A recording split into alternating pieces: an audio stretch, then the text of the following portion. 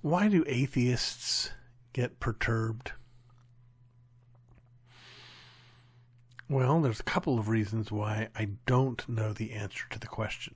The first answer is because I'm not an atheist. I've not had the experience of being an atheist. But the second answer is a little bit more complicated. I don't know why atheists get perturbed, because it would seem to me that their entire world view would not leave room for being perturbed. Here's why. In a closed naturalistic universe, a universe in which there is nothing beyond matter, there is nothing beyond energy, there's nothing above this closed system, there can be no ought.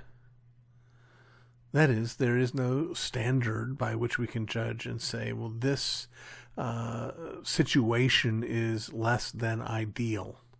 This situation is not what we want. This situation is something that should not be, that ought not to be. None of that makes any sense in a closed system, because a closed system is a system where everything happens by cause and effect within the system, which system is itself random, accidental, and meaningless.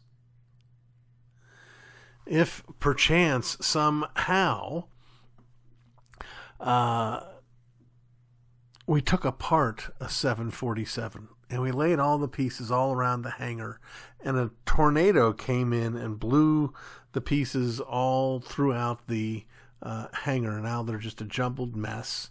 And then another tornado came in and blew them around, and it turned into a machine that, I don't know, nipped at our heels.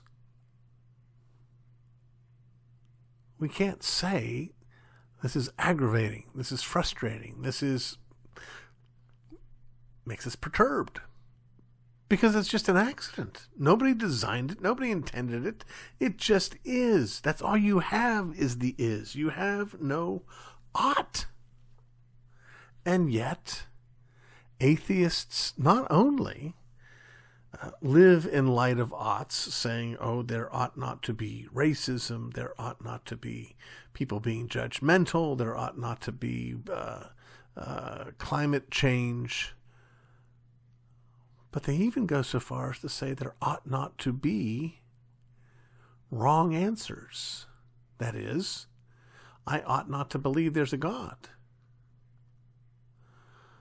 When they engage in a conversation, in a discussion over these matters, it doesn't necessarily mean that they're perturbed, but it does mean that it's worth them engaging in the conversation. That they're trying to change what is, which means they have a vision that they think is better than what is. It's better to the atheist for me to join them in their atheism. But their atheism has no room for better. But the reality is, if you want to know why they get perturbed because they bear God's image. And because they're quite right in their feeling, their mind doesn't allow this, but they're quite right in their feeling that things are not as they ought to be. They haven't been as they ought to be since Adam and Eve fell, and they won't be as they ought to be until Jesus returns.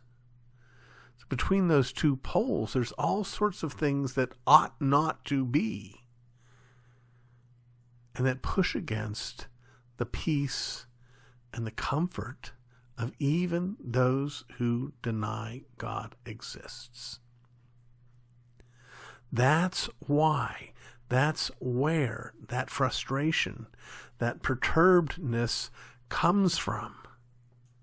It doesn't make any sense in the worldview, and it never will. But our calling is, on the one hand, to keep up that perturbedness, because it's their only hope. Hopefully one day they'll be sick and tired of being sick and tired, and they'll acknowledge the reality and the grace of their Maker.